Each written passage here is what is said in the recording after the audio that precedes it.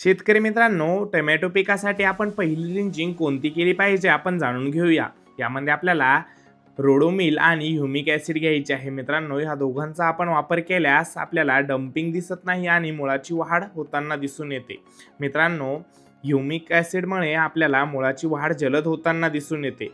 नवीन पांढरी मुळी फुटते, जमिनीतून अन्नद्रव्य लवकर शोषली जातात, रोपाचा ताण कमी करते, पाने हिरवीगार राहतात आणि जोमदार वाढ होताना दिसून येते.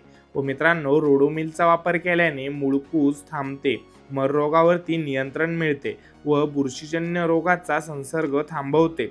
सुरुवातीला रोपाला वाचवण्याचे काम करते, जास्त ओलावा असल्यास अशा बी काळात रक्षण करण्याचे काम करते. व मित्रांनो, याचा वापर हा आपण लागवडीनंतर 3 ते 5 दिवसांनी केला पाहिजे. व मित्रांनो, याचे प्रमाण हे रोडोमिलचे आपल्याला 1 लिटर पाण्यासाठी 2 ते 2.5 ग्रॅम घ्यायचे आहे आणि ह्युमिक हे आपल्याला 1 लिटर पाण्यासाठी 1 ते 2 ग्रॅम घ्यायचे आहे. नमस्कार मित्रांनो, अशीच नवनवीन माहिती जाणून घेण्यासाठी आपल्या चॅनलला लाईक, सबस्क्राईब, फॉलो नक्कीच करा. धन्यवाद.